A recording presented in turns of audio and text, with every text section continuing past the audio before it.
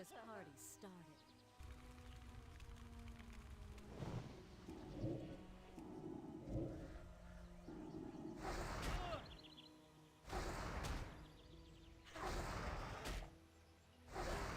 I can't cancel it.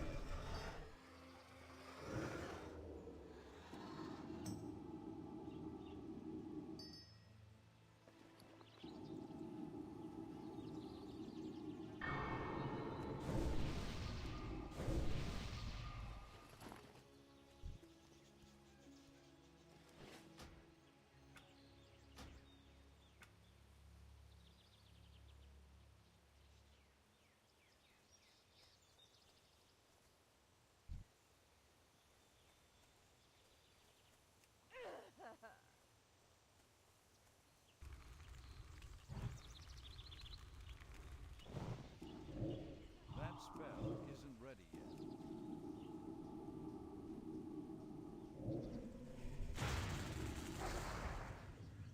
That's short.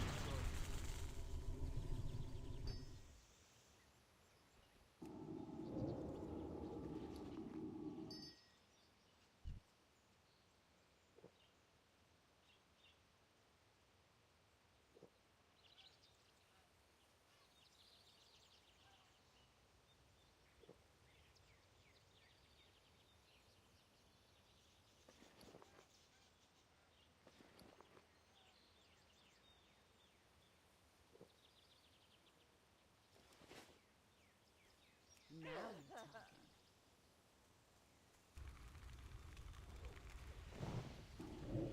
That spell isn't ready yet.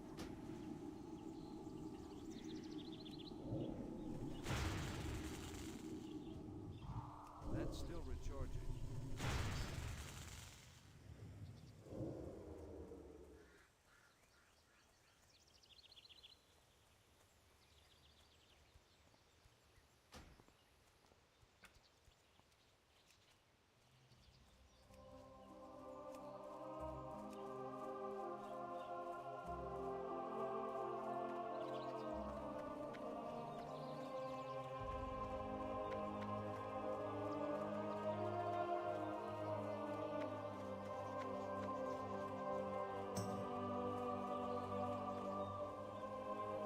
Step on up.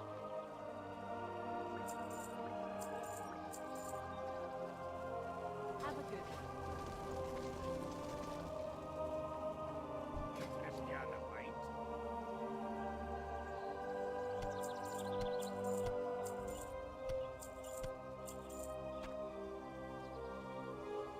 Up with it.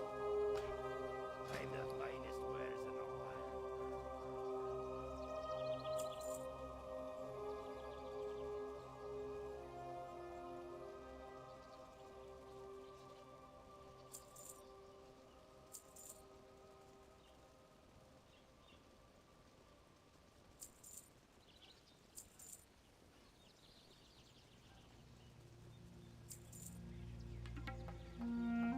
Watch your back.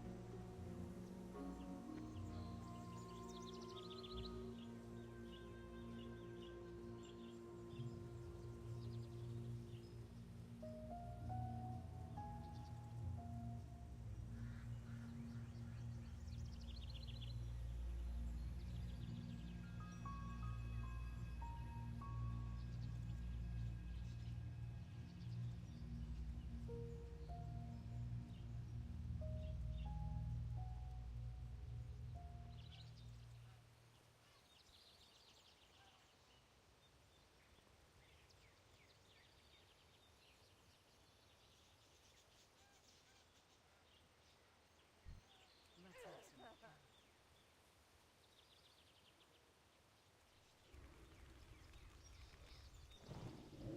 I can't cast that yet.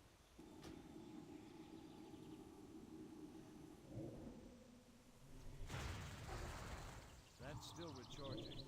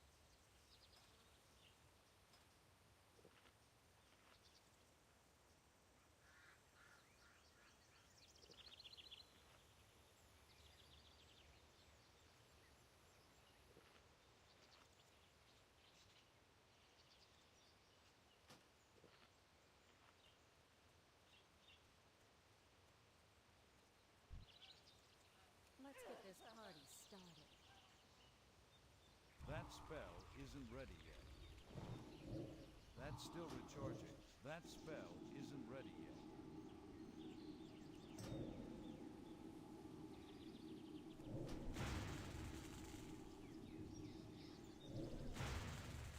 I need to get closer.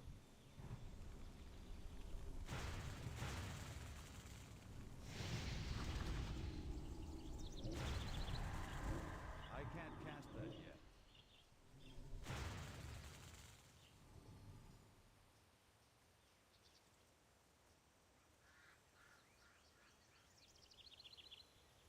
It's too far away.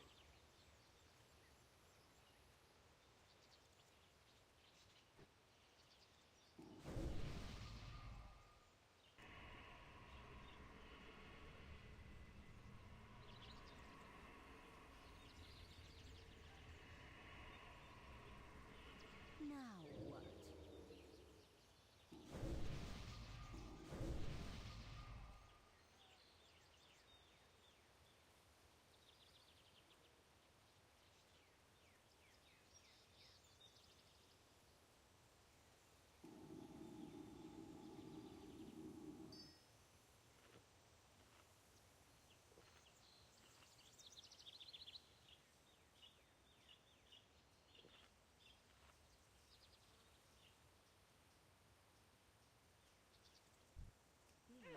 Never felt so good.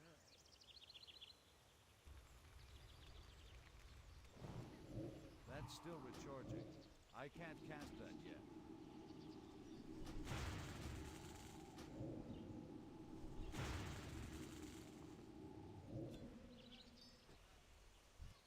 I'm out of range.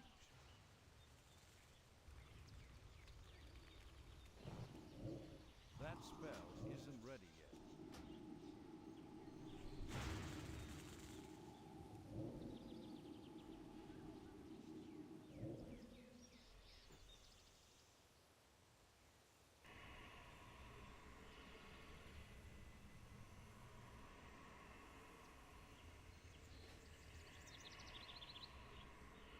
Now what?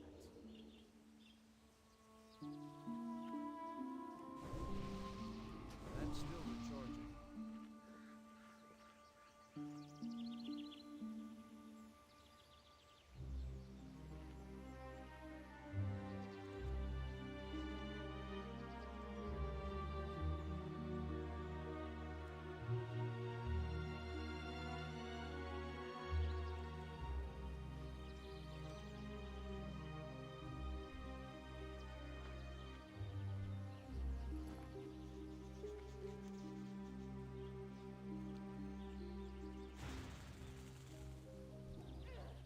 That spell isn't ready yet.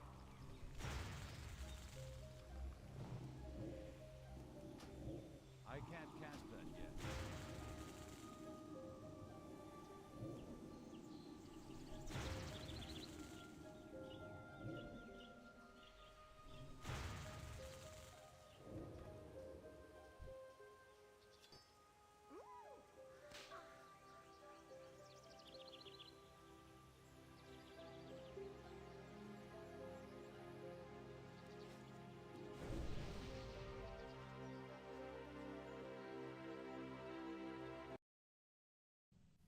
He didn't get any bump from the speech in the Maybe polling. it's a slow burning bump. I really think that maybe a week of bloodbath lies might have could be. Biden. Another thing that's interesting, you know who had been polling third, which, I mean, it's very small % chance, was Michelle Obama. Right. She's fifth now. Oh. You know who's third? No. It's not Kamala. She's fourth. Is it Hillary again? No, it's RFK Jr. Oh, wow. Well, He got a little infusion of cash picked up a little bit, hasn't he? this week when he named his VP. Oh, that sweet, sweet Google money, right? Yes. Yeah. So that's the update on that. And the odds are, at least right now, Trump would pick Tim Scott to be his running mate. Trump has said he knows who he's going to pick, but he's not ready to throw it out there yet. Kristi Noem, she's polling second there. The Federals just had a piece the other day saying why she would be a terrible pick. And they made a lot of sense. I agreed with that. But then it goes Stefanik and Vivek Ramaswamy, who is not mentioned at all in the betting odds, but there's been some talk of, is Tulsi Gabbard. Yeah, I've heard that one kicked around. What do you think of it? I think Tim Scott and you close the book on it. Just get it done. Think you would be better than Yeah, Tulsi well, yeah. Gabbard. I just think geographically makes more sense. Yeah. Okay. I mean, I'm, I got no love one way or another. I don't know enough about Tim Scott, but what I know, I like. Yeah. I don't think you'd be a bad pick. This is the Markley, Van Camp, and Robbins show. Biggest story today, David. Biggest story of the day. It's interesting that both Donald Trump and Joe Biden are in New York.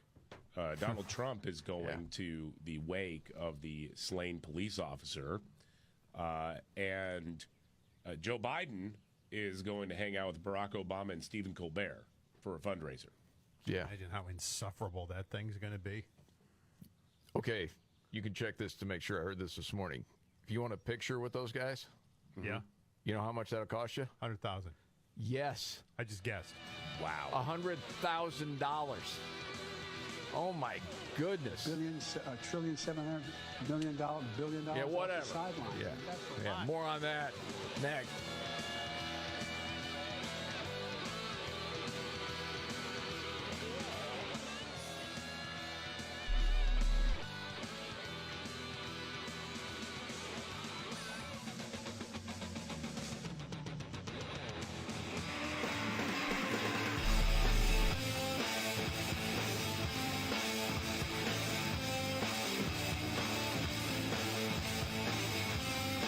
Markley, Van Camp, and Robbins show.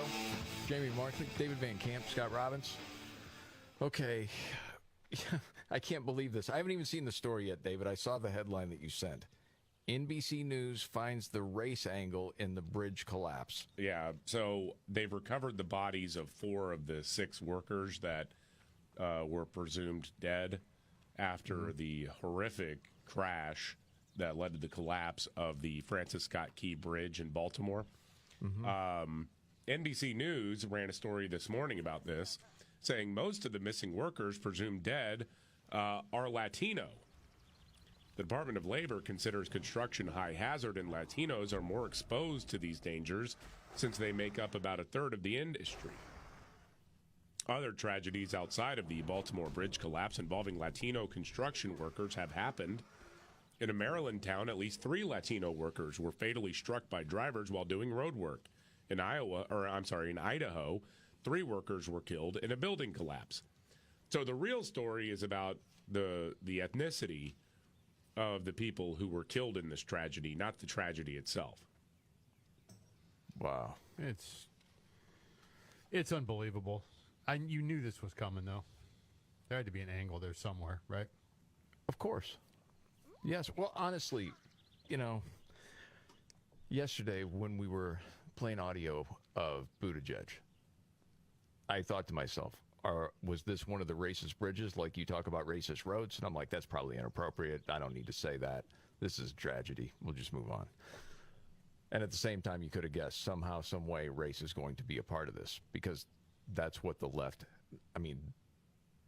they have to try to seize on something. They're not winning it anywhere in the polling. And then you look right now, and we talked about it earlier in the show, with Hispanic voting and black voting, it's going backwards for Democrats. And there's desperation. Race comes out of everything. MSNBC, we know. That's just part of the gig with someone like Joy Reid.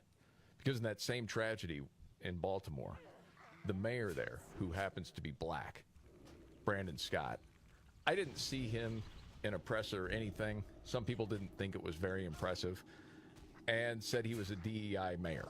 Oh, that may be true, but what I saw was him saying the right things when I saw him. Right. Yeah. Well, and to me, when you say a DEI hire, you're saying, okay, that person had to have got their job because of the color of their skin, or they check some other sort of box. because I mean it's been something that's seen all throughout the country, and it really got highlighted with Harvard making someone president who a lot of people knew plagiarized a bunch of stuff. And all of a sudden you see they're not up to the task. And this has been in a number of different businesses.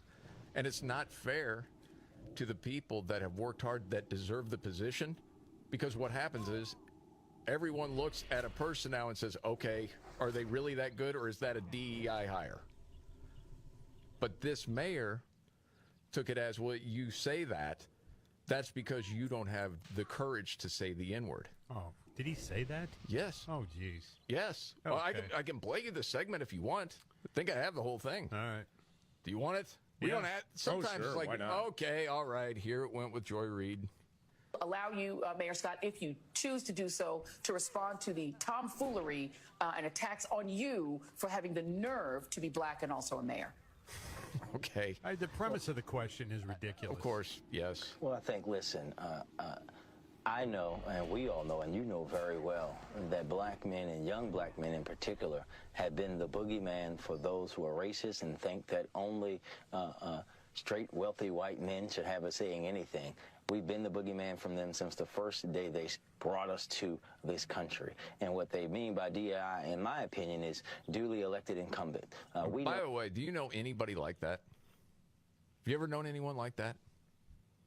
No. Honestly. Have you ever hung out with? I don't. But I mean, it's like you create this thing, and I suppose it's there in some corners of the United States. It's not that prevalent as far as I can tell. But boy, oh boy. We know what they want to say, but they don't have the courage to say the N-word. And the fact that I don't believe in their untruthful and wrong ideology, and I am very proud of my heritage and who I am and where I come from, scares them, because me being at my position means that their way of thinking, their way of life of being comfortable and suffering, and while everyone else suffers, is going to be at risk, and they should be afraid, because that's my purpose in life. That's your purpose in life. Well, Yes. That's great to hear, coming from a mayor of a major city in this country. well, I mean, That's his also, purpose. Not to make it easier for the people who live there, not to make it better for them. No, it sounds like you're fighting for people of one color. That's it. What were you going to say, David? well, the entire premise of the question is flawed because, from what I can tell, it's like a couple of Twitter accounts that have called him the DEI mayor. I saw the website Media. I ran a story about how, this one account called him the DEI mayor. And I Right. saw the tweet, and I'm like, that's stupid. No, he's an elected mayor. Okay, there's a completely different thing when you're talking about a DEI hire versus an elected mayor. First thing I thought of, that is usually used toward companies that are trying to appear woke. They really don't care. Right, that's a completely different thing altogether. Yeah, I thought it was a dumb take. But it's also a couple of Twitter accounts. That's not real life. Who's out there, either an elected office or how many people with large platforms or audiences are out there saying this is the DEI mayor? If there are any, I haven't seen them. And I'll stand corrected if someone can point me in a direction where somebody with some platform can actually has said that. But I haven't seen any. And so the entire premise is flawed because it's not this widespread thing of, the mayor of Baltimore is the DEI mayor. That's not a common thing. No. And man, people, it seemed like Joy Reid or probably that mayor, when someone like a Glenn Lowry, or a Thomas Sowell or a Brandon Tatum bring up something about, say, Baltimore, as it's been talked about, because they'll still talk about systemic racism and the racism that they're fighting. Who has been in charge in that city over the last 2 decades? When you're talking about city council, mayors, police. It hasn't been white people. It hasn't been Asian Americans. Nope. So somehow white people are still controlling Baltimore somehow, some way. How is that? Just stop with the race hustling. My gosh. It's disappointing. But when you go on Joy Reid's show, the reason you're on there is because you'll have a take like that. Sure. Because that's what the whole show is about. Pretty much. The whole show's about that. That's why, from beginning to end. All right, Canada, David, what's going on there? Dude, okay, so we've been following this for a while. They have what they call medical assistance in dying, MAID. It's euthanasia for people. Whoa. And it has gone way beyond people who are terminally ill and have no future, and they just want to end the suffering. Even people who are in favor of this, like in Europe, there are a few European countries that allow this. The people who were pushing it are actually kind of aghast when they see what Canada is doing, because they're trying to open it up to people with depression, people with ADHD, I mean, to anybody. And they're actively suggesting it to people, which is way outside of the norm when it comes to medical ethics. I mean, I forget which European nation it was, where the standard that was set was a doctor can't even bring it up as an option. The patient has to be the first one to initiate that conversation. Whereas in Canada, we had the story last year of the lady who just wanted a chairlift in her home, and they suggested killing herself. Maybe it's time to go. It's crazy. Yeah. Well, a Calgary judge has issued a ruling that clears the way for a 27-year-old woman to receive MAID, medical euthanasia, despite her father's attempts through the courts to prevent that from happening. She was granted this because she is autistic and has ADHD. And doctors said, oh, yeah, sure, we'll help you kill yourself. Just because life is uncomfortable or whatever. And the dad is beside himself saying she really can't make that. She's not in a mindset where she can really make that decision. And he's also alleging that the doctors pressured her into it. Yeah, I mean, we're seeing that all over the place, honestly, in the medical field, which is so sad. It's not looking out for the best interest of the patient. You're trying to talk them into something. Now, sometimes it's puberty blockers or a sex change operation at age 13, 14, whatever. In this, you'd be better off probably dead. We can help you with that. And this is crazy to continue to make its way through the courts, because I think there's another appeal coming. One of the statements from the lawyer supporting the government killing this autistic person said, what was it? My client's right to medical autonomy is at stake here, and that her father's love for her does not give him the right to keep her alive against her wishes. I mean, it is astounding. And then you think, again, I know this would be called a tinfoil hat conspiracy theory, but one of the reasons why Canada is going so far beyond what the norm is for human euthanasia is because their healthcare system is collapsing, and it's cheaper to kill people who are going to be on the public dollar than it is to keep them alive. Wow. I mean, I don't know what the parameters are. I mean, if you want to kill yourself, I mean, you can invent all kinds of stuff, can't you? You can, but I mean, you don't have a doctor saying to you, you know what, maybe you ought to think about this. Not yet, you don't. But that's what they're saying. I'm guessing you can find one. Basically, you're costing us a lot of money. Well, yeah. And I got a new doctor for you. His name's Axel. Yeah. Sorry. Excuse me, Dr. Rose, I have a question. Yes. Dude, this is freaking good versus evil. Well, it is. It's clear to me every day. It's like, this is crazy. It's like, man, I'm depressed. I don't feel like I have anything to give to anyone anymore. Doc. Yeah, you should. Yeah, I'm going to let you. Yeah, go ahead. Okay. There was another story I was going to get to. I'm going to get to it later. It was too depressing. I'll tell you a good news story. I happened to see this today. There's an 80-year-old woman that works out 10 hours a week. Holy cow, really? And you know who she is. I do. At one point in time, you would have dated her because you said it. Did I really? Yes. She's 80? 81 now. Wow. She's out of my range now. This was like 10 years ago. Yeah, okay. Judge Judy. Judge Judy does 10 hours a week? Yes. Wow. Works How about out that? every day. So it's a total of over 10 hours a week. Good for her. She said, I have a responsibility to keep the vessel in shape and looking good. If your mind is in shape and your body is not, the weak one will eventually affect the other. Dang. Working out is important for my physical health and my mental health. You know who else works out with her? Her husband, who is 90. Wow. And it's not like they have Jocko Willink following them around all the time. She's a cradle robber, isn't she? Or he is. Yeah. It's 9 years. I mean, that's a big deal in your 20s. Once you get 90 and 81, yeah. Yeah, what's that? She understands, though. The secret to a happy marriage is keep it tight. Every time you make me laugh, I cough. I can't help it. Excuse me. I know no one wants to hear that. Van Camp gives out advice like that to married couples if you want to have a sit-down with him. It's going to be the name of his third album, Keep It Tight. Keep it tight. Keep it tight. Don't be a pain in the ass. There you go. All right, news update next.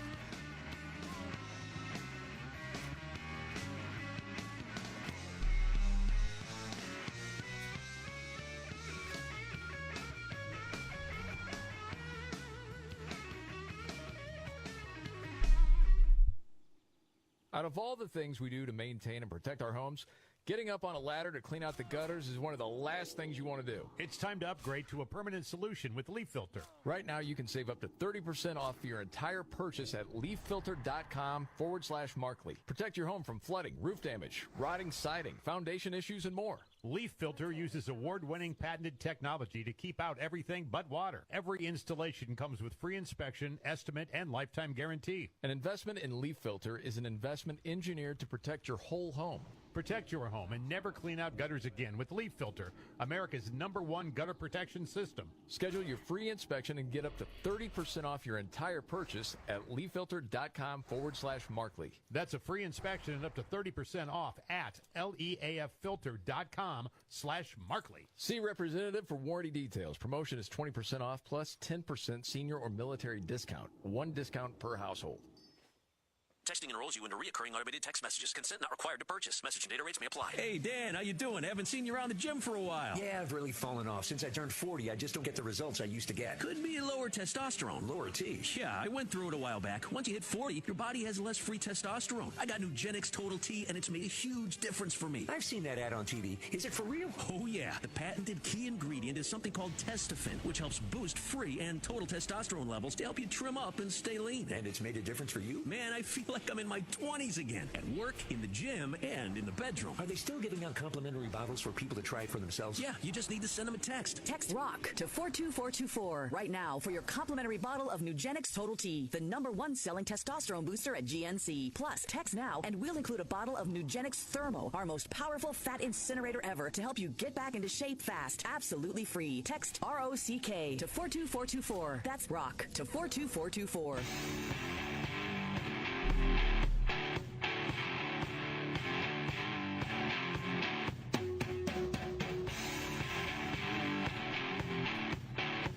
The Van Camp and Robbins Show. You know, there's a very common sense reason gold is pushing to all-time highs right now. Actually, there's a lot of reasons. Yeah, the cost of goods continues to go up. I mean, since January 21, cost of living is up 17.9%. Well, the national debt, too, continues to skyrocket. It's now above $34 trillion, causing a lot of people to worry when that whole house of cards is going to come crashing down on them. Of course, it's an election year. Going to have massive implications on the future of this country. Yeah. All of this adds up to instability and uncertainty, and that is why so many Americans are turning to Birch Gold Group. And if you haven't diversified your savings yet, secure a portion of them with gold from Birch Gold. Simple, too. Just text MVCR to 989898 and get your free info kit. You'll learn about how to convert your existing IRA or 401k into the tax-sheltered IRA in gold. It doesn't cost you a penny either out of pocket. Plus, they have an A-plus rating with the Better Business Bureau, tens of thousands of happy customers, and you can count on Birch Gold, too. Just text MVCR to 989898 to claim your free info kit and protect your savings from uncertainty today. $25 million. That's what Bill Clinton and Barack Obama are hoping to raise for Joe Biden. Golly, man. Just the side-by-side of this, too, by the way. As, you know, Donald Trump is out there being hit with all sorts of lawfare. He has taken the time to be in New York City today to attend the wake of a police officer who was murdered by a career criminal.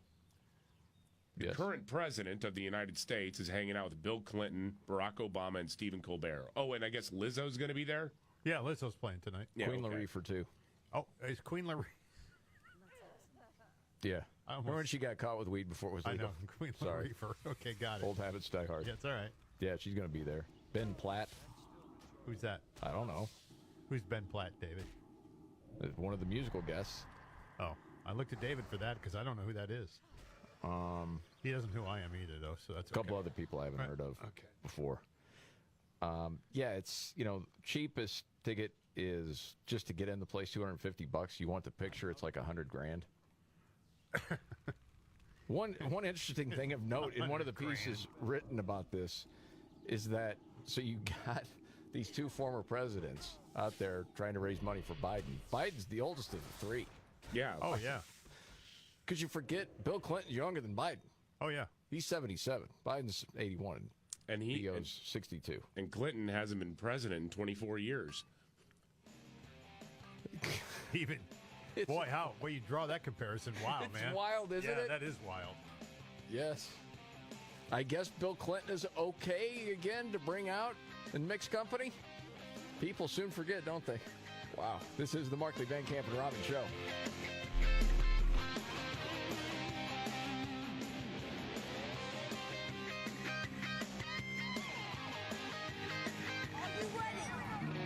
Jamie Markley, David Van Camp, and Scott Robbins. We just become best friends. Yep. Making sense of it all. Now I get it. And having some fun. Lighten up, Francis. This is the Markley, Van Camp, and Robbins Show.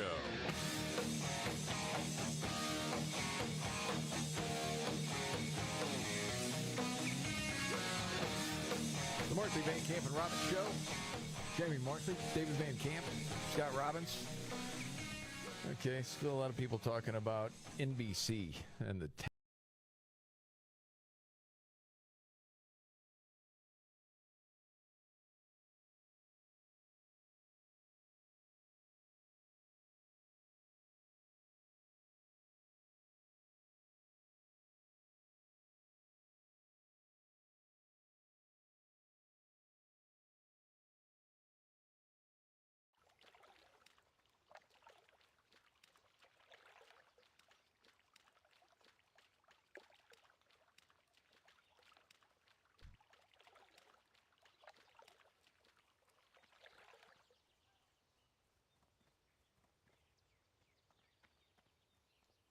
too far away.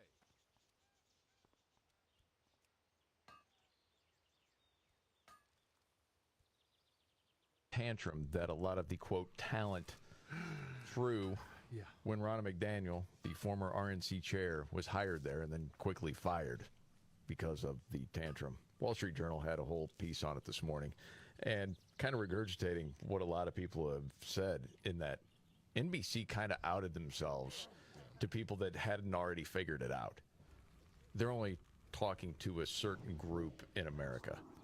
And if you're one that would vote for Trump, or you think the last election was a little sketchy, there's no room for you. We can't have people like that around. That's true. It's beyond the pale. That's right. Our sacred airwaves. Also said to election deniers is not just they can do that on our airwaves, but that they can do that as one of us, as badge-carrying employees of NBC News, as paid contributors to our sacred airwaves. Golly. How much airtime did they give to Michael Avenatti? As much as he wanted? Yes.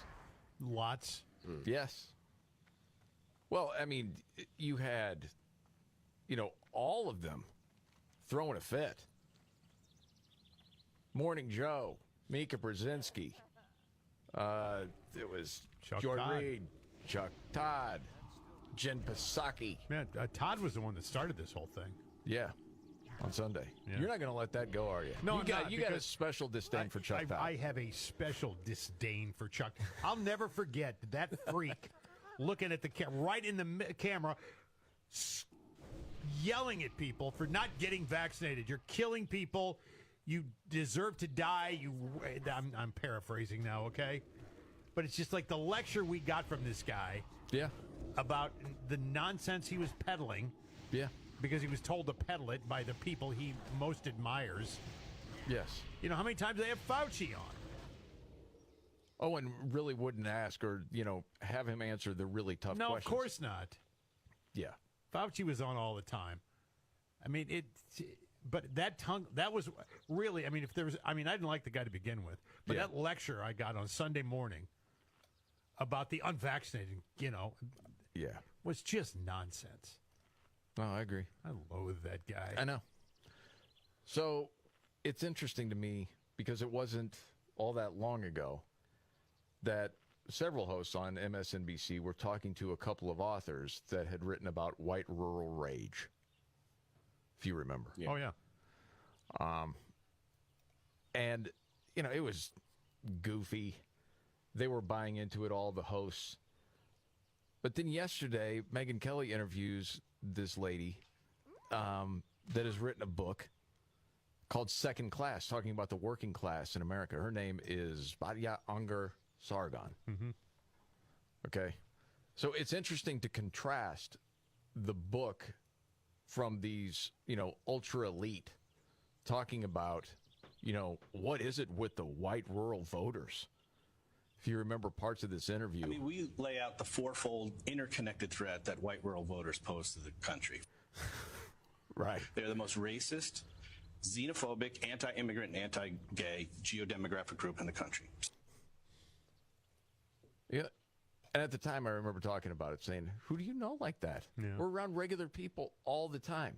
No, you and I come from small towns. White, Hispanic, And black. we People know- get along all the time. We know a lot of people that they're disparaging there. Yes. Yes. Very much so.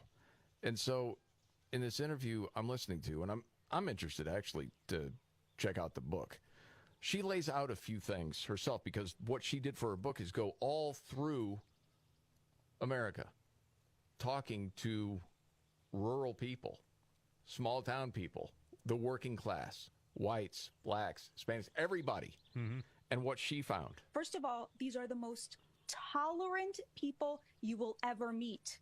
And that tolerance stems from a number of places. First of all, this country is finally becoming the great nation that we were promised to be at our founding. And that is very important to working class Americans. I write a lot about how they've been abandoned by both sides, by the elites on both sides. These people are so patriotic. They still love this country. You see that all the time. Yeah. Yeah.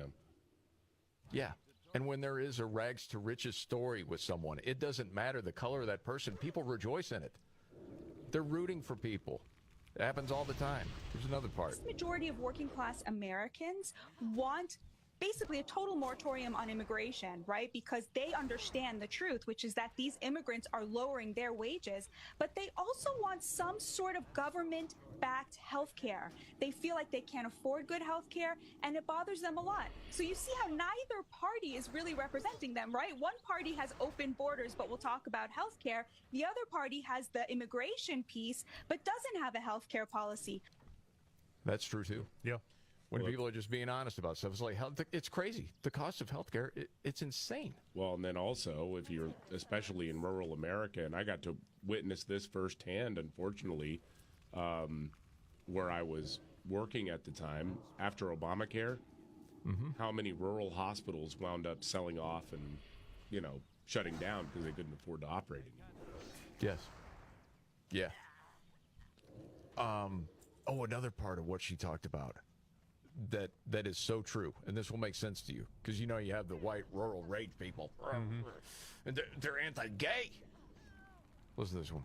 On other issues, they're so united, whether they're Democrats or Republicans. For example, I found that working class Americans are extremely pro-gay. I spoke to a lot of Christians who have a gay person in their life who they want to be treated with dignity, but they're very worried about the transgender ideology. They don't like seeing it in sports. They don't like seeing it in schools. They don't want to hear teachers talking to their kids about sexuality.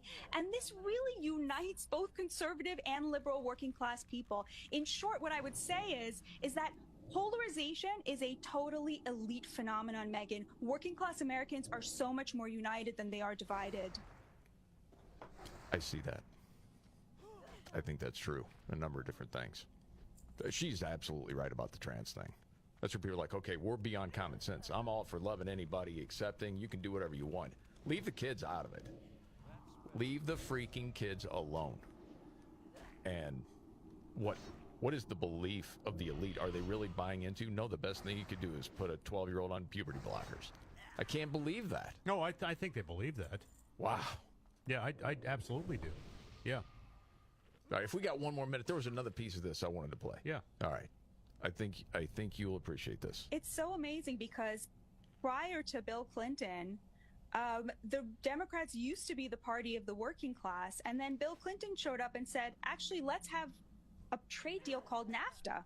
Let's send 5 million good middle-class American jobs to China and Mexico, build up their middle class, and then import cheap products for our new base, who are the college-educated elites. Barack Obama shows up and says, those jobs aren't coming back. Maybe your father worked in a factory. You're not going to work in a factory. Listen, yeah, she may sound like, I don't know, Gen Z millennial. I don't even know how old she is. But what she says to me is just common sense. This is the truth. And so they ship all the good paying jobs overseas, and then Joe Biden shows up and says, actually, the remaining jobs, we're going to open the border and bring in an entirely new slave caste to compete with you here for the jobs that are still here. So it's like this, you know, it's really a gallery of rogues when you think about the process the Democratic Party went through to abandon the working class and instead cater to the college-credentialed elites who consume cheap products from China and consume cheap labor of illegal immigrants, right? That's literally what that photo would be. You agree with that? Yes. Well, there's some nuance to it, but that's a basic story. Yeah. Well, I mean, it's true. I know. I mean, everything she says right there is true. Well, that's why a lot of working class went with Trump. And the elites can't figure it out. Well, I thought some of these people were Christian. How could they vote for this guy? Well,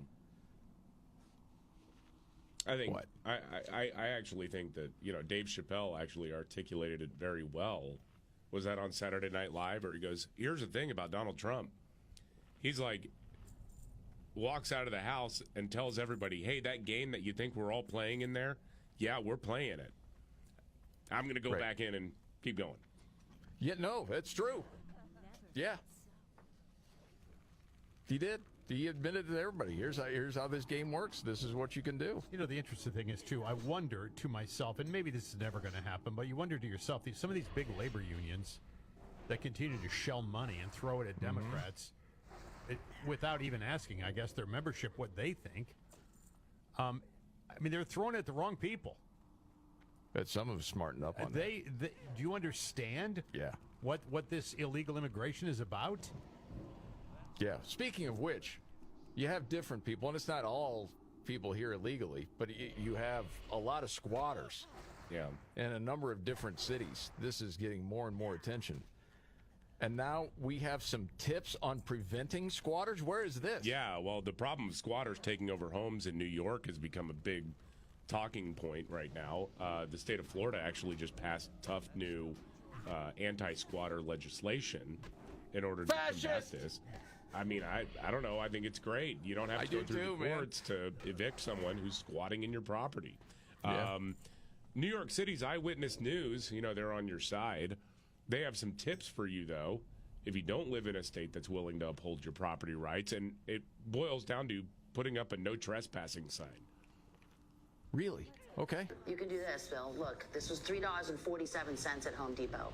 It is a no trespassing sign. You could put this up in your front door, on your property line, somewhere where you can see it from the street. But this is the catch. Take a time-stamped picture of the sign. Most iPhones do this automatically because what you want to prove to police is that the sign was up before the squatters moved in. You know what I mean? So you have to show that time and date stamp. That's also why video security is so important. You can show they broke in, entered illegally, and then you have helped take away their squatter rights. And we've heard from homeowners who use the sign with the camera to get out squatters, so we know it works. Put up the Dang. sign. Yeah. That easy? That's all Really? you have to do? That's it? Wow. And that way you'd be covered by the law. Yes. It's not that, no, that's not your property. You just can't go in there and start living there. Yeah. You have to have the sign up. So what are they going to tell, what, P. Diddy's accusers? You should have had a no trespassing sign on the back of your jeans? Well, yes. Okay. That's right. Yeah. More ways than one. Gee whiz, that is insanity. Sometimes you wonder, where are we? Wow. All right. Oh, we have Gen Z on millennial crime straight ahead.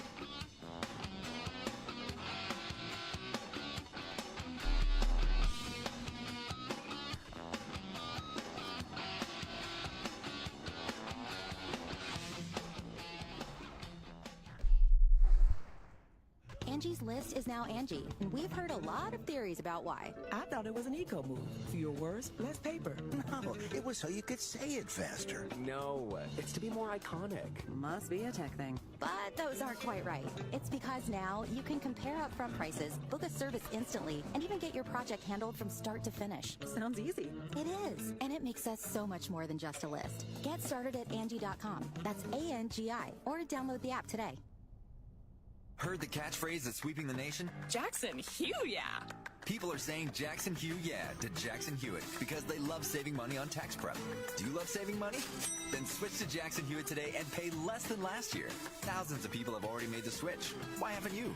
Stop waiting and start filing. You won't get a better deal or a better catchphrase. All together now. Jackson Hugh, yeah. Proof of prior year payment required when filing. New clients only at participating locations through April 7th. Terms at jacksonhewitt.com.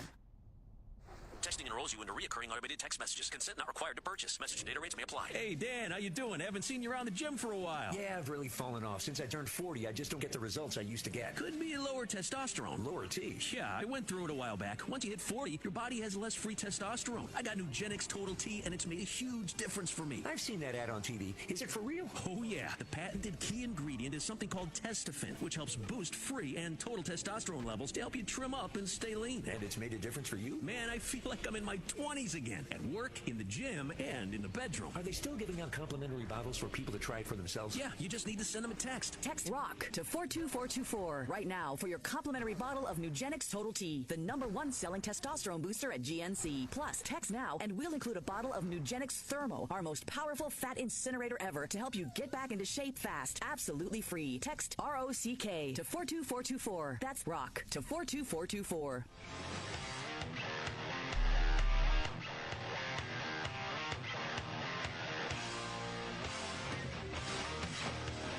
The Markley, Van Camp, and Robbins Show. Jamie Markley, David Van Camp, Scott Robbins. So a teacher gets fired. Why is this, David? Oh, well, because she was doing adult content online. Well. Doing something on the side. Teacher in Ohio that came out. She was doing adult entertainment. She was suspended at first during a thorough investigation. Mm-hmm. And then she wound up resigning. 50-year-old Jennifer Rusichka. She was a teacher, an English teacher, also was a cheerleading coach, I believe. Okay. Anyway, Channel 11 got a statement from her after her resignation that read in part, quote, "In William Shakespeare's The Tragedy of Romeo and Juliet, as Juliet laments Romeo being a Montague, the only son of her family's great enemy, she recognizes a rose by any other name would smell as sweet. Likewise, people can label me anything they want to. However, it doesn't change the commendable level of dedication and exemplary work ethic I execute as an educator. Regardless, I remain one of the greatest English teachers ever to serve in the Springfield local school district." All right. It's watching Robin's reaction to this is the best. It's just, embrace your new full-time job, okay? Just move on. Maybe you can read Shakespeare while you're taking your clothes off on your OnlyFans. Maybe there's a niche out there for that. I don't know. She does say that she remains one of the greatest English teachers ever. Well, you combine the two. My goodness. Take out the adult stuff she does, whatever. Anyone that quotes Shakespeare after they're fired, is it really somebody you want to hang out with? Just asking. Well, that would be a hard no. That's what I figured. What Yeah, no? There's Scotty. David? Hello. You know, this is really not related, but it does remind me of this story. Talking about Gen Zers and millennials and looks. I don't know if you had heard about the How Old Do I Look challenge on TikTok. And some people think this is just Gen Zers going after millennials. Because did you know that there's a bit of a, what would you say? I don't know. Bitter relationship between Gen Z and millennials? I guess. I don't know. It does. Okay, so not that you're aware of. I mean, you're a boomer, Scott. It's not that it affects me either as a Gen Xer. They all hate me. Go ahead. But it's these people, and it's mostly millennials that play along, that all of a sudden will go on TikTok and say, so how old would you guess that I am? And then here's the pile-on. And they give the example. This was a piece from the Free Press from Kat Rosenfield. Said, you know, this is this video. This woman in this raspberry sweater says, I'm having a pretty good day today, so I thought, let's ruin it by guessing my age. How old do you think I am? And then the next video, she says, this has to be a joke, right? There's no way I look around 50. All these people are like, you look over 50. No. She's like 30. And then the next video, she talks about all these hateful comments that she's been up all night thinking about it. Well, you idiot. And she's thinking about getting a makeover and Botox. And she's just absolutely crushed. And then the first comment on the last video says, don't waste all your money.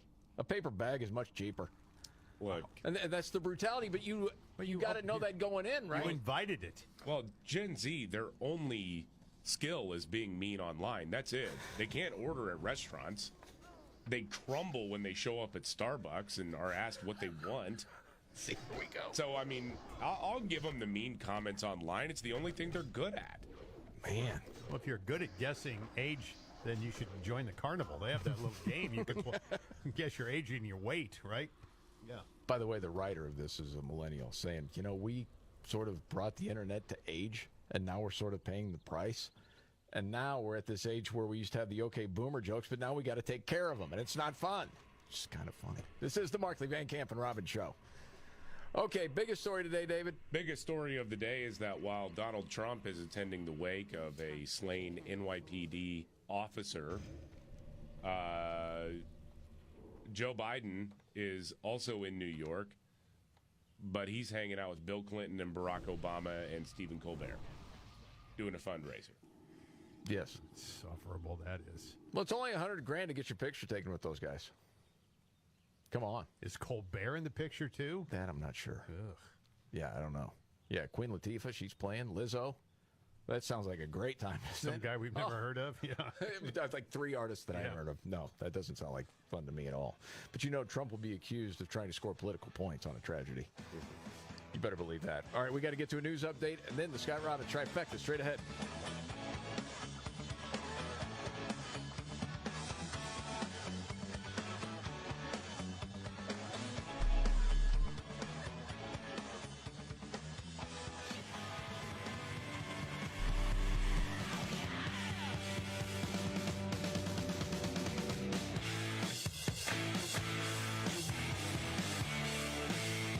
I'm Jamie Markley, Gen Xer, the millennial David Van Camp, the sexy boomer Scott Robbins. In a great mood because it's opening day, Major League Baseball. It is. So you're wearing your Cubs stuff. You know what? I told you about the Jack and Cokes they're selling right now at White Sox games today. You did? Yeah. Yeah. Like, it was like, this is this great thing if it would have been like, I don't know, 20 years ago for you. Wow, if you and I were on our way, yeah. Well, the thing is, do you get the full shot? I haven't tried it. I don't know. I don't know if it's a weak Jack and Coke or not. Better to but sneak you don't in have the to flask. sneak your Jack in anymore. Way You can get it right there at the park. Probably charge you way too much. Yeah. They sell the pre-made Jack and Cokes now. Got it. So I don't know if that's what's available there or if they mix it for you at the stadium. Yeah, I don't know. Too weak. Okay, news update, David Van Camp. Jake Sherman with Punch Bowl News. He used to be at Politico, I believe. He writes a breaking news update. Did you know that the Baltimore cleanup and rebuild for that bridge will cost billions? Yeah. He says, we have the numbers on the loss of business for the Port of Baltimore. They are higher than I had imagined. Like, who in their right mind didn't think that it was going to cost billions of dollars? Hell, Cowboys Stadium cost $1.3 billion to build. Right. And they weren't dredging out a channel. Yeah, and that was years ago. Right. Yeah, I don't know. On that, Matt Taibbi had a piece about NBC talking about their reporter Brandy Zadronzi. And that's the misinformation reporter. Said if that's the best hit artist NBC News has left on its roster, it might be time to shutter the network. Saying, because the writing is just goofy. So they say, after over a year, a House committee investigating researchers and their work on disinformation has yet to produce tangible results. Public hearings have not yielded actionable evidence that the federal government has been weaponized. There's been no legal wins and no legislation that it has passed. But in the same article, said that until recently, people like Jim Jordan, Elon Musk, and Taibbi had been extraordinarily successful in fighting what we call the censorship machine. Also saying in the past 2 years, government efforts to respond to disinformation have been shuttered. Yet the same efforts in the same time period yielded no tangible results. And he said, this is NBC News? Who edits these people? Right. It doesn't make any sense. No. So, yeah, I think the talent pool has shrunk mightily in that world. I got a humdinger NBC News story coming up, too. Really? Good one, yeah. Just did more nonsense from these people. Well, no need to wait. Let's get it rolling. Okay. Casey, get in here. Are you ready? 1, 2, buckle my shoe. It's the 3 most important news stories of the day. I hit the trifecta. Well, at least according to Scott Robbins. It's the trifecta on the Markley, Van Camp, and Robbins Show. Every day about this time, the Scott Robbins trifecta with his hero. Hi, it's me, Casey. Opening day of the baseball season, NCAA tournament going on. Mama told me not to come. Yeah, I know. I didn't even ask the question. He just jumps right in with the answer. That's fine. I'm not going to bother with you anymore. Good. I'm ready. Wise guy. 3. Yeah. Number 3, married people are more likely to be thriving. Yeah, here's a shocker for you, huh? Yes. Oh, yeah, that nut you were married to. Okay. Well, he's still with us, so 6'5" woman he's married. Yeah, she's a kook. New Gallup survey. I said it, Casey. I said it. Bad girls. Yeah, I know. Well, you like them. A new Gallup survey has found out that over more than a decade, one variable has consistently predicted whether people describe themselves as thriving. And that is a good marriage, or marriage in general. Married couples are more likely to be happy today, anticipate future happiness, and have strong and loving relationships with their children than the cohabitating partners.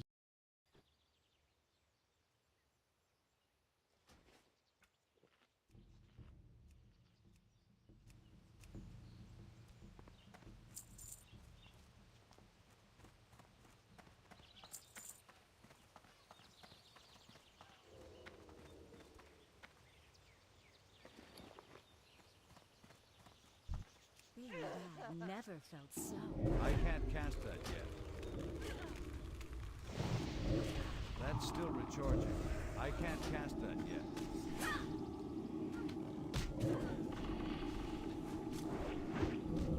That spell isn't ready yet.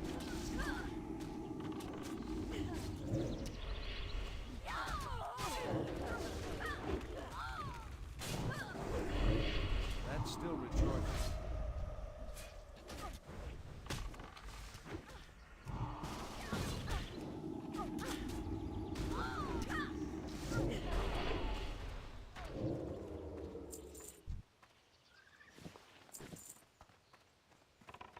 Let's get this party started. Not enough mana. I can't cast that yet. That's still recharging. That spell isn't ready yet.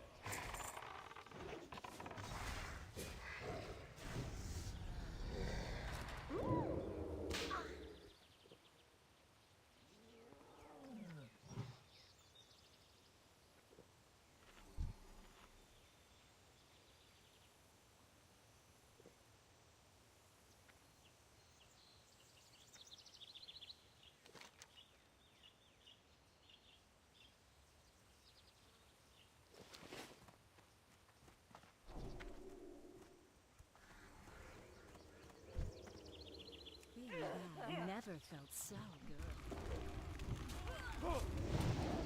I can't cast that yet. That's still recharging.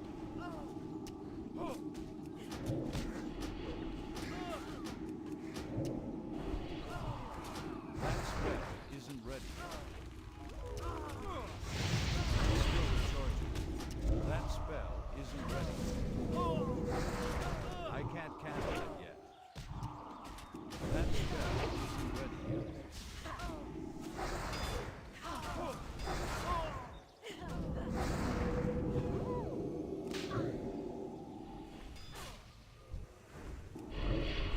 My mana is low. I can't cast that yet.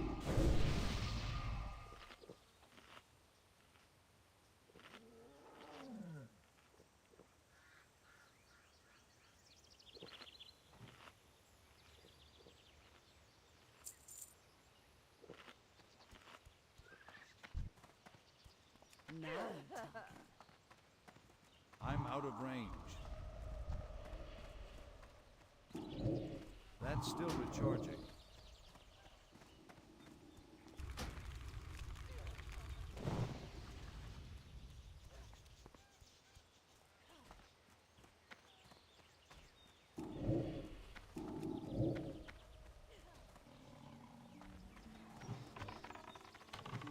I need to get closer.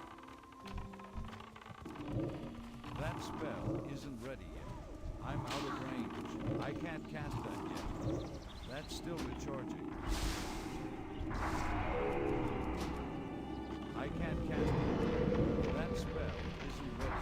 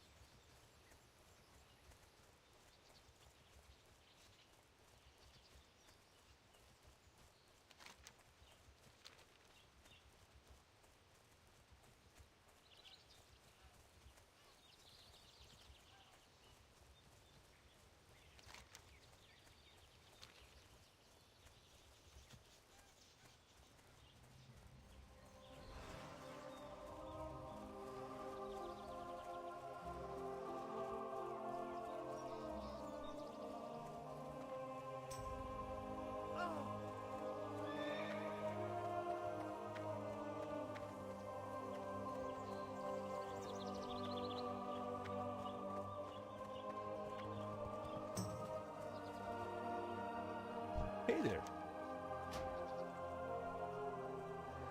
Have a good one.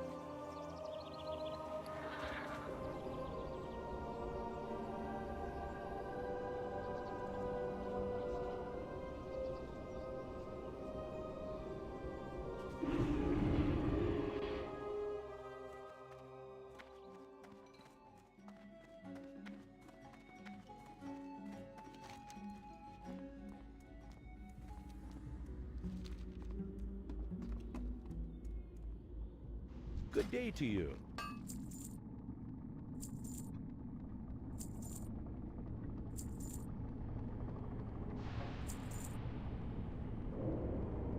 See you around.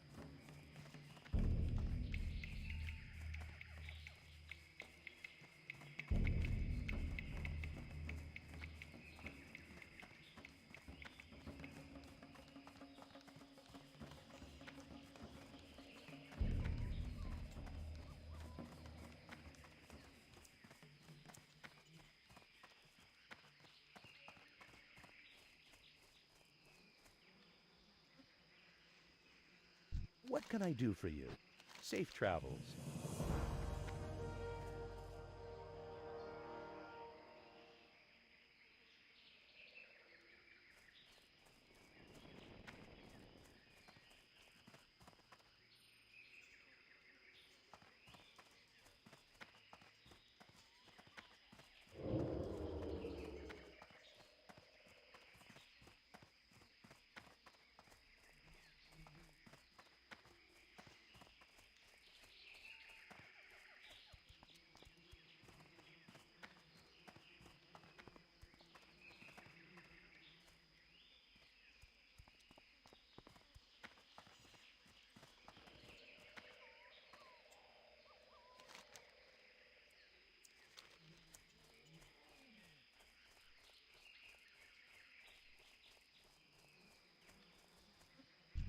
Let's get this party started.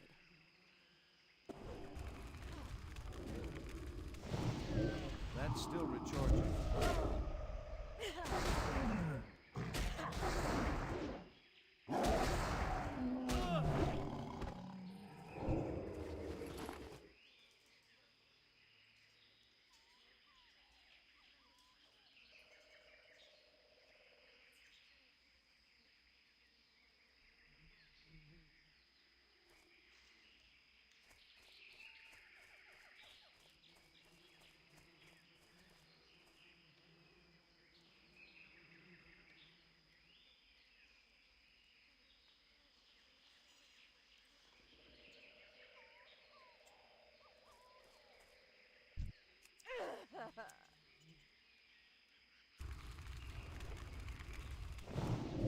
I can't cast that yet. That spell isn't ready yet.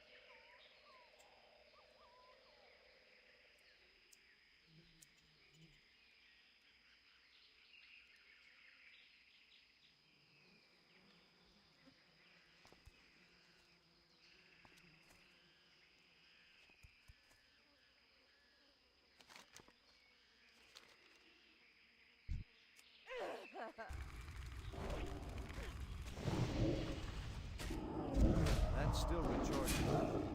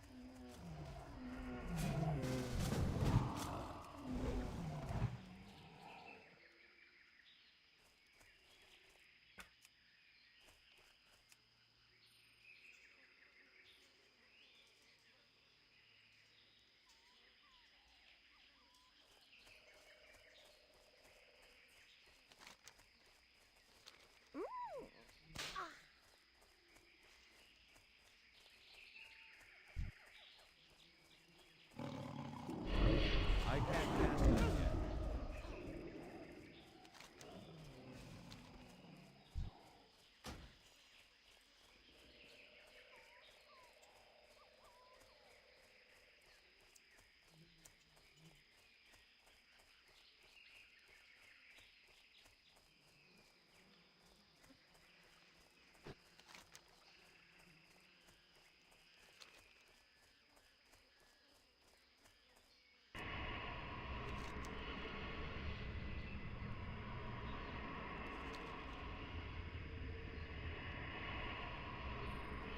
Now what?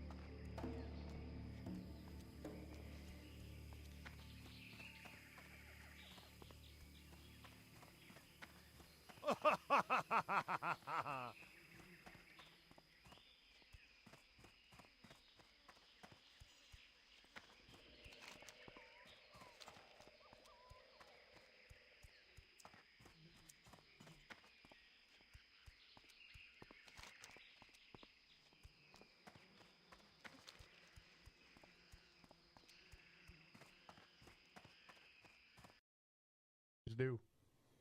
Wow. How about that? Now, You're the first, the last, my everything. That's right. That's right.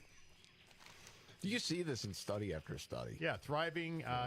Gallup, by the way, sort of responded into three groups: thriving, struggling, or suffering, based on how they rated their home lives. So the data was collected, by the way, over 14 years. They found that married couples consistently rated their current lives and their likelihood of future happiness better than those who simply lived together outside of marriage or had a committed relationship without living together. So in other words, that document means a lot. Well, I mean, there's always the anecdotals that'll, fly in the face of that. But I mean, you're just talking about analytics overall. Well, you typically have a better financial situation. You also know that for the most part, again, like you said, there's always exceptions, but it's less likely that somebody's just going to bail on you than if you're just dating and living together because you're not sharing a lease agreement or something. Yeah, you can't just cut and run. Yeah, right. It's harder to do that legally and financially if you're married, and then you've also made a commitment to somebody. And I do want to steal the spotlight for just 1 second and just say that I was going to use this for my story yesterday, but I was out yesterday sick. But yesterday was my 10-year wedding anniversary to my lovely wife. So. Congratulations, David. Put that out there. Good deal. 10 years. That's wild that was 10 years ago. And you had the food for your wedding was Jimmy John's. I guess it was. Right after the courthouse? He's not making that up. I can't drink anymore yet. No, yes. I know it couldn't have been easy. But it was great. I remember at the time. Well, he ordered the number 3. He ordered the 5. It was Yeah.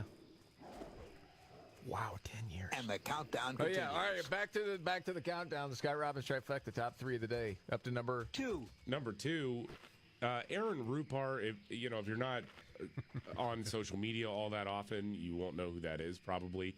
But he is a left-wing idiot, social media influencer who also advises the White House in some capacity. Yeah, he's got some yank, some pull. Yeah, he is a yank. But yeah, anyway, that's true.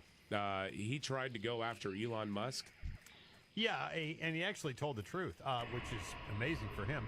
Elon Musk tweeted out, NBC just hired and immediately fired Ronna McDaniel because the team refused to let even one Republican join them.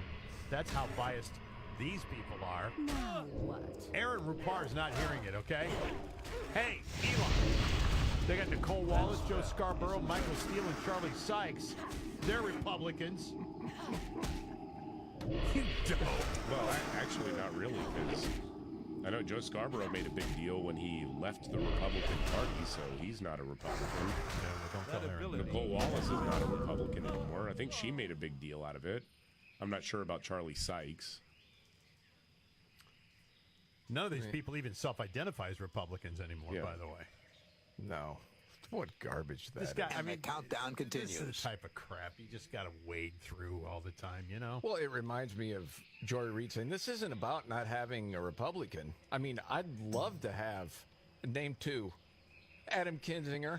Yeah. And? Liz Cheney. Yes. She actually said it. She said it. Yes. All right, Scott Robbins trifecta. That's what irritated me about those two being on that whole committee to begin with. Of course, it was a it's joke. Bipartisan. And finally, 1. Number 1, the headline reads, NBC News story or Biden press release. Yeah, why not add to their journalism credibility? Report about the Biden judicial nominee. I thought this was interesting. This came from NBC News. The White House is ramping up its fight to confirm an embattled judicial nominee who would be the first Muslim American ever to serve in a U.S. federal appeals court. That's still recharging. Embattled? What are you talking about? A radical left-winger embattled? Because that's exactly what this guy is. Why is he embattled, journalist? Tell me.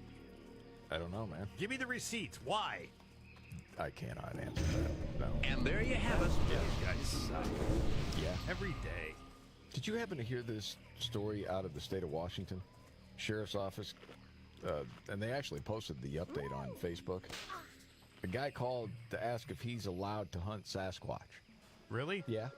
He didn't have a hunting card for a license Well, for that one? he said he's going to be coming from out of town in April. I want to know if Bigfoot hunting is still legal. And if so, does he need a special license?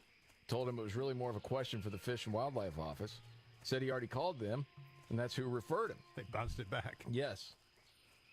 So whoever took the call passed it up the chain of command. Said he told him he'd wait to hear back and wanted to clarify he was only interested in a male Sasquatch. Said he wouldn't hunt or shoot a female. Well, that population's dwindled over the years, so yeah. So the chief of police wanted to pass along a couple of pieces of information in case anyone else wants to travel to the area to hunt Bigfoot. One guy was asking about this specific area called Meadow Lake, which is actually in a different county. So the sheriff there would have to have more info. Two, he's pretty sure there aren't any around, because one of his deputies would have hit one with their patrol car by now. So. Well, also, I mean, you know what? If you think it's Sasquatch and you shoot somebody or something, I mean, a lot of dudes, I mean, sometimes, you know, they get in those wooded areas, they look like him. Well, and of course, different people that have heard this story are thinking about the hairiest friend that they have. Well, yeah. Saying, hey, don't go anywhere near there. Yeah. Sasquatch season, it's not a time to be wandering around there. Furball? Yeah, you may get shot, so you got to watch out for that. Man, we got a lot to get to. Also, Nimrod's in the news. Oh, there's one guy. This is kind of crazy. I can't cast that yet. Arrested for beating a man with a PVC pipe. Haven't heard anything like that in a while. No. Yeah, that's part of Nimrod's. We'll get to that in a news update next. That spell isn't ready. I don't have authority.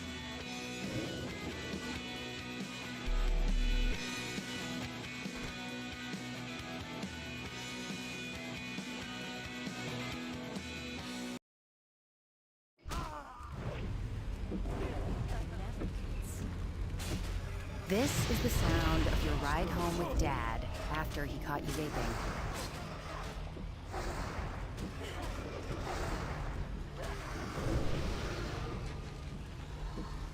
Awkward, isn't it? Most vapes contain seriously addictive levels of nicotine and disappointment. Know the real cost of vapes. Brought to you by the FDA. Are you ready? Jamie Markley, David Van Camp, and Scott Robbins. We just become best friends. Yep. Making sense of it all. Now I get it. And having some fun. Lighten up, Francis. This is the Markley, Van Camp, and Robbins Show.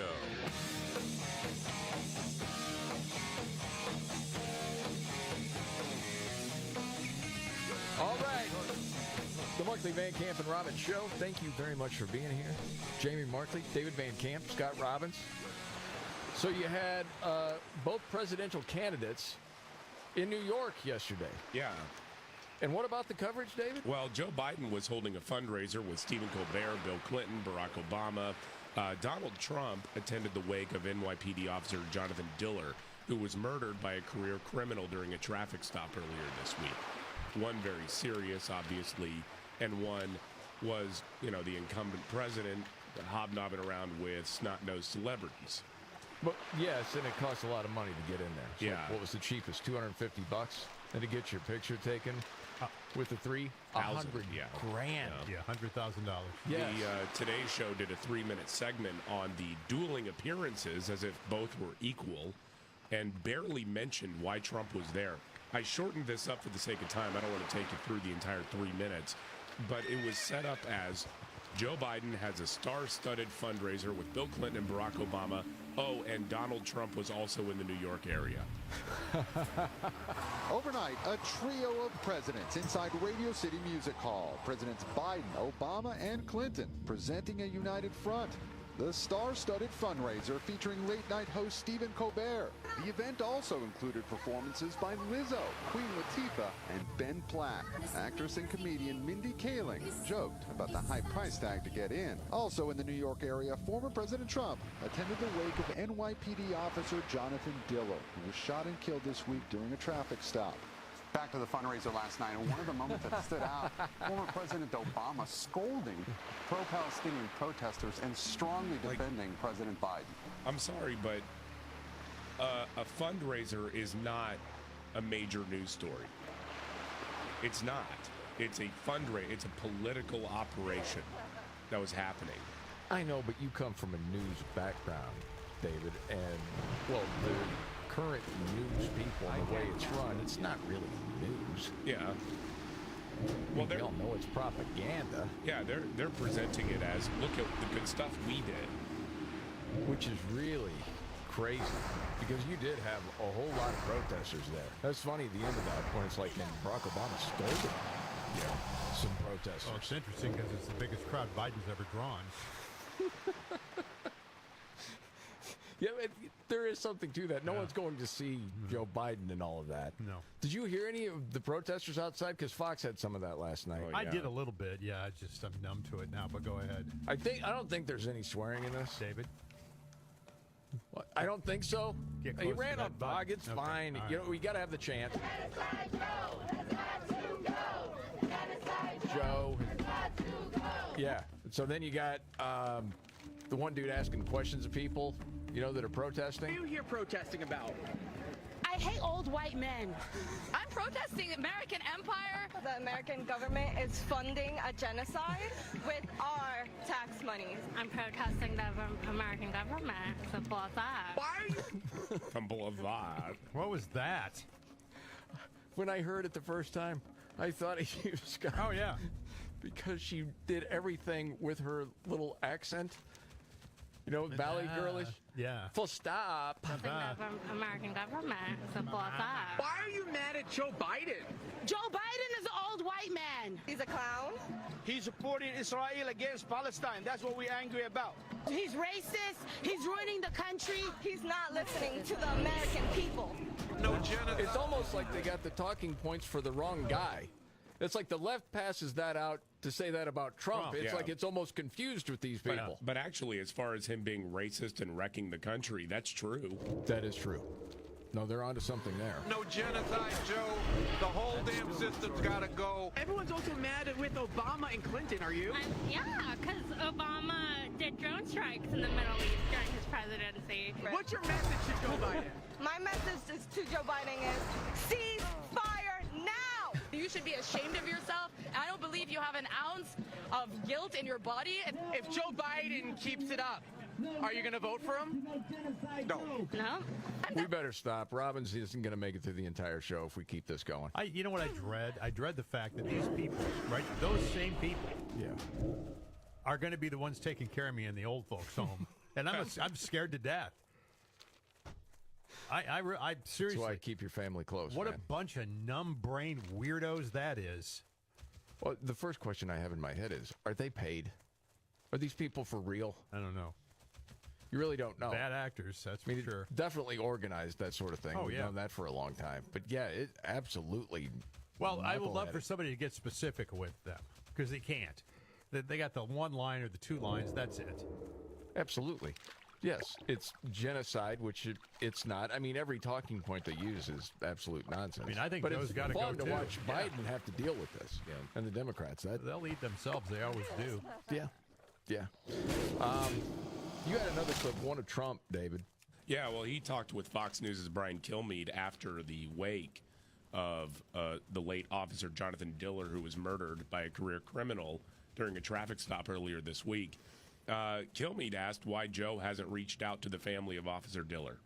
Oh. I think that politically he can't support the police. I think he's also making a mistake. But I think politically his base won't let him support the police. And I support the police, I would say, at the highest level of any president by far, maybe double or triple. And they knew that. That's why when I walked into that funeral parlor, it was was like love. It was just, they want to shy away from it. They didn't even call the family. They could have called. You don't have to be a rocket scientist to know. Even a call would be perhaps, I'm not sure they'd take his call. Right? I'm really not sure they'd take his call. You know, it was interesting. Because you were out a couple days earlier this week, David, when I first saw that story. And we were talking about it, and I asked you, Scott, I think National Media League picked this up because you're not seeing it anywhere. I think they were forced to in the end. I don't think it ever would have been talked about had it not been highlighted that this has happened again. I need a target. And at least I'm glad that they ended up talking about it, because this is not just a problem in New York, this is a problem across the country. It's a huge crime issue that the left is I guess we shouldn't be surprised. Okay, David, you said one of your favorite stories of the week is this protest at Vanderbilt. What is going on there? Well, they did a sit-in protest at Vanderbilt University because the student government wanted to vote to divest in Israel, the whole BDS thing. And the university said, no, you're not going to do that. You're the student government. You don't even do anything. Come on. Right. The sit-in lasted 21 hours, and the kids are saying that they were deprived of their human rights because they couldn't get DoorDash deliveries. And they said, hey, if we leave to use the bathroom, they're not going to let us back in. So the 3 students wound up being detained. Here's one of them speaking after the fact. Okay. For 21 hours, we were deprived of medical attention. We were deprived of sleep. We were deprived of food, water, resources. In jail, I experienced better conditions than at Vanderbilt University. I can't. It's going to be all right, Scott. Man. They ever see what's going on in the rest of the world ever? I mean, the lack of self-awareness is at a stage I don't think we've ever seen before. I had access to water. I had access to a bathroom. I had access to my friends and the ability to rest. How dare this university deprive us of basic humanity? How dare a top 15, 20 university in this country have more inhumane conditions than that of a jail? Shame! Vanderbilt is being shamed all over social media. They are being shamed on this campus. They are being set up to be a mockery on the world stage because of how they are treating us. No. You know, life is going to crush you, dude. Oh, it will. Yeah. Life will absolutely crush you. That seems like it already has. Oh, you haven't seen anything yet. Wait till it gets out into the real world for a while. According to SoFi, based on last year's numbers, to go to Vanderbilt University for 4 years costs about $337,000. Very expensive. Yeah. Imagine you're the parent of that kid, and that kid just said, jail is nicer than Vanderbilt University because he couldn't get DoorDash delivered. I can't cast that yet. Oh, gosh. Listen, I'm hesitating saying what I'm thinking, and that's never good in this business. You'd rather apologize later. Okay, I don't know who that guy's dad is. I don't know if he's still in the picture. If he is, he's got to be looking in the mirror going, where did I go wrong? Right. What did I do? It all started... Or what did I didn't do? It all started when I let him start wearing capri pants in junior high. Yeah. Yeah. My goodness. So you're at a sit-in because you don't want any money to go to Israel because you buy into all this propaganda BS. You've been one of the most privileged kids in the world for a long time, and now you're talking about basic human rights because you declared you to be in a sit-in? Stunningly brave. Yes. Unreal. That's hilarious. Okay. And there's another story from Vanderbilt? Just one piece of audio, because when the people outside found out that the folks doing the sit-in inside weren't allowed to leave, or they could leave, they just wouldn't be allowed to go back in. So they couldn't use the restroom, apparently. The protesters outside created legit the funniest protest chant I have ever heard. Okay, roll it. Hold on. Are they saying let them pee? Let them pee, let them pee, let them pee, let them pee, let them pee.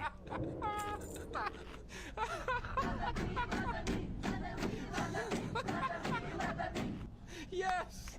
That's the future of America. They could We're have so done host. from the river to the sea. Vanderbilt, please let them be. Let them be. Let them be. River, dude. Yeah. Oh, Yes, David. oh, that's Good the one. best, man. You should have been there to rewrite that. I for him. know. Wow. Okay. I need to get close to Golly, That's man. By the way, remember how the Taliban wanted a seat at the table? They have vowed to return to something. You won't believe what it is. Straight ahead.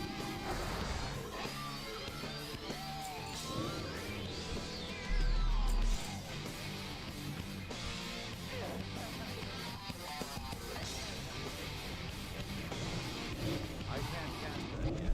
That's still recharging.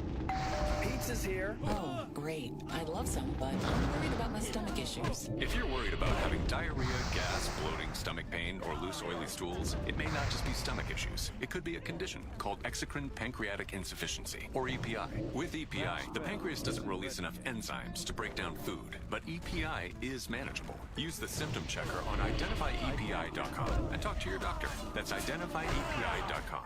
Sponsored by Apple. Heard the catchphrase that's sweeping the nation? Jackson, Hugh, yeah. People are saying Jackson Hugh yeah to Jackson Hewitt because they love saving money on tax prep. Do you love saving money? Then switch to Jackson Hewitt today and pay less than last year. Thousands of people have already made the switch. Why haven't you? Stop waiting and start filing. You won't get a better deal or a better catchphrase. All together now. Jackson Hugh, yeah. Proof prior to your payment requirement file. New clients only at participant location through April 7th. Terms at jacksonhewitt.com. Cashback is not available on gas in New Jersey and Wisconsin. Billy, your gas light's on. We need to stop and fill up. No way, Jen. Gas around here is too expensive. We can make it a little further. Billy, listen to your big sister. You don't need to drive all over searching for the lowest gas prices. Do what I do and use Upside. Upside? Do you live under a rock, Billy? Upside is the hottest cashback app out there. It's free to download, and you get real cash back for every gallon of gas you buy. I use it all the time, and I've already made around $200. You can make that kind of cash back just for buying the gas you have to buy anyway? Yes, I'm looking at the Upside app now, and there's a gas station at the next exit offering 25 cents per gallon cash back. Okay, I'm stopping to download Upside and fill up my tank. Download the free Upside app now to earn cash back every time you buy gas. Use promo code BUMPER to get an extra 25 cents per gallon on your first tank. You can cash out anytime right to your bank, to PayPal, or a gift card for Amazon and other brands. Just download the free Upside app and use promo code BUMPER for a 25 cents per gallon bonus on your first tank. That's code BUMPER for a 25 cents per gallon bonus.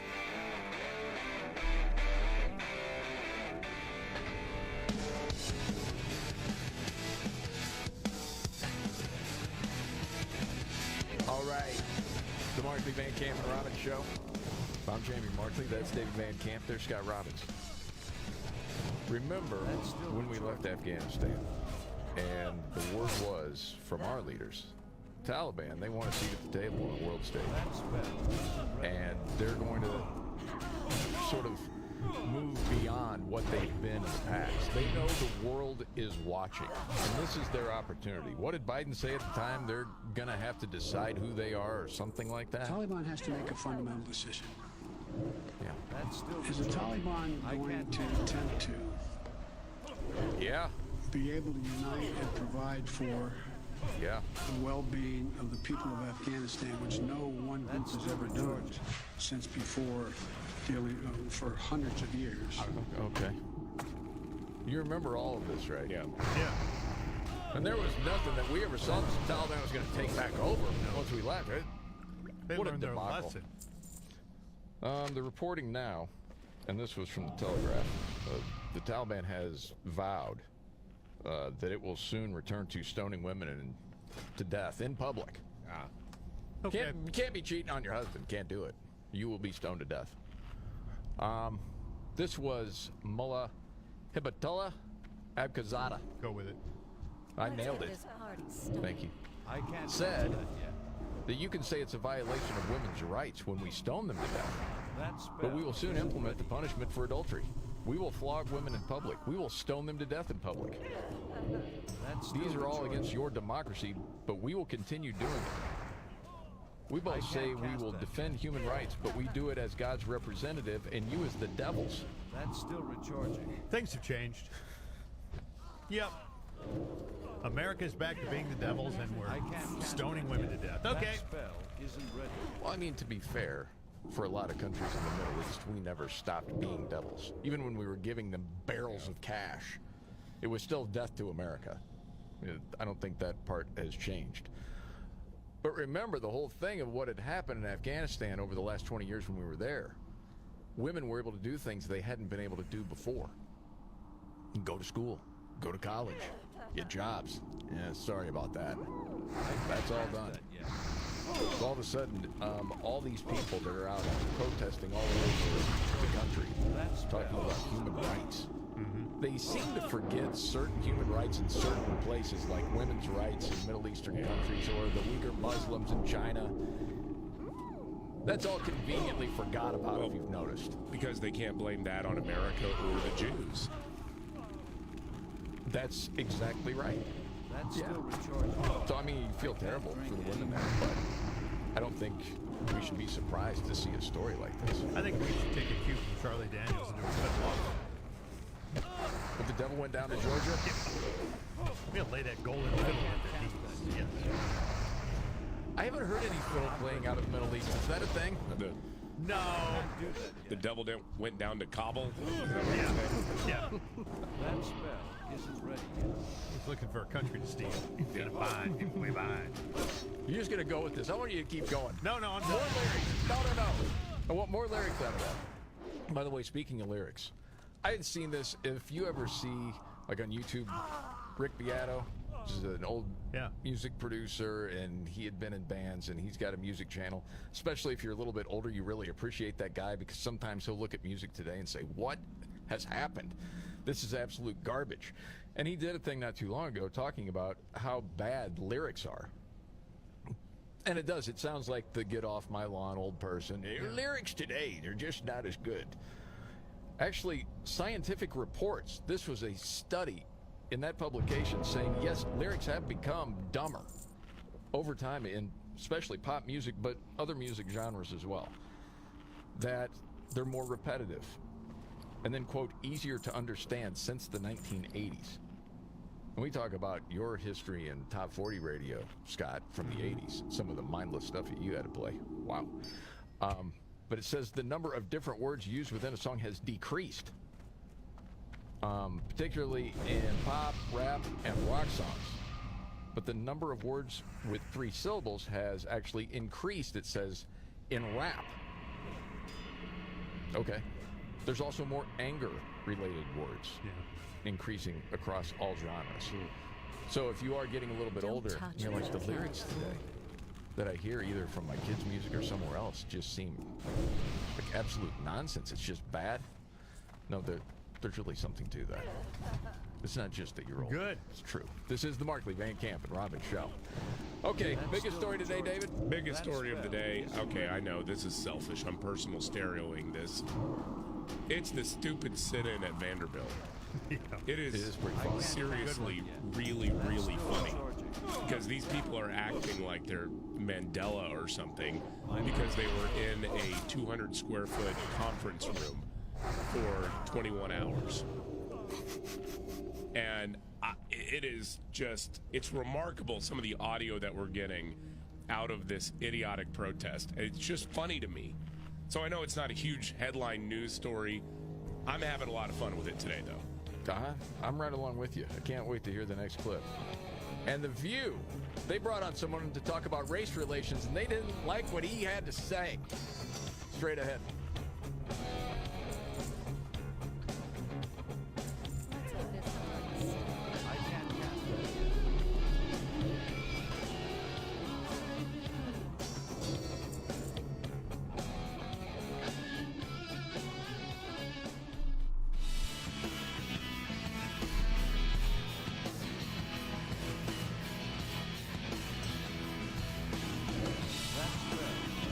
The Markley, Van Camp, and Robbins Show. Jamie Markley, David Van Camp, Scott Robbins. That was myself, man. Well, we're talking about Coleman Hughes was on The View. Are you familiar with Coleman Hughes, David? Yeah, he's a young black guy, writer who I don't think he calls himself a conservative, but he's more of a common sense kind of guy. certainly doesn't identify himself as a conservative, much less a Republican, but he's not a liberal, obviously. Right. He is an independent thinker. And he has a new book out called The End of Race Politics, Arguments for a Colorblind America. That makes the left shriek. Yeah. As we know. So they put him on The View. Okay? And we don't have time for all of it. And when you've had enough, just cry uncle. Okay? All right. I really thought he did a great job at handling them. Cast that yet. That spell isn't ready. He tried to hear them out, but then, you know, in the nicest way possible, in a way that I don't think any of the three of us would be capable. Oh, no. Explained really thoughtfully why they were wrong.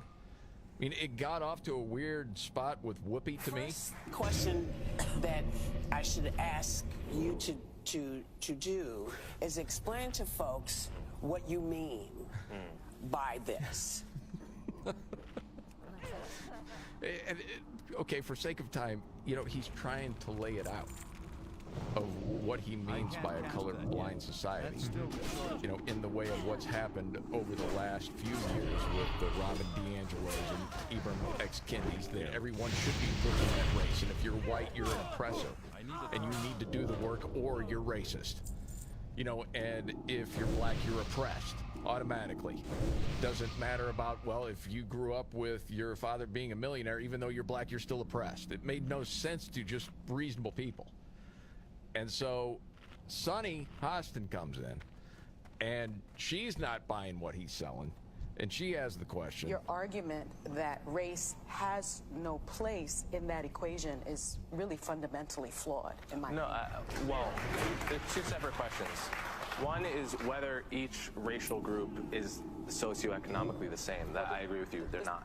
Yeah, they're course. not, and the stats show that. But yeah, of course, I agree with that fully. The question is how do you address that in a way that actually targets poverty the best? Great. And what Martin Luther King wrote in his book Why We Can't Wait is he called it, we need a Bill of Rights for the disadvantaged. And he said, yes, we should address racial inequality. Yes, we should address the legacy of slavery. But the way to do that is on the basis of class. And that will disproportionately target blacks and Hispanics because they're disproportionately poor, but it will be doing so in a way that also helps the white poor, in a way that addresses poverty as the thing to be addressed. Okay, that sounds reasonable, right? Yeah, I've treated everybody the same. If they're in poverty, then it doesn't matter what color your skin is. Well, see, this is where Sonny takes that opportunity to sort of mentor. Oh, she's a racist. Yeah. He just doesn't quite understand what she does, and I'll just let her say It it. is true, but as you are a student of Dr. King, I'm not only a student of Dr. King, I know his daughter, Bernice, right? So I'm going to get to my question. Go ahead, go right ahead. I think the premise is fundamentally flawed. You claim that color blindness was the goal of the civil rights movement, based upon Dr. King's I Have a Dream speech, you know, content of character versus the color of skin. I got to cut to the chase. She goes on for another minute, on and on and on. But he also said this in this book, like Coleman Hughes doesn't already know that. Yeah. Okay?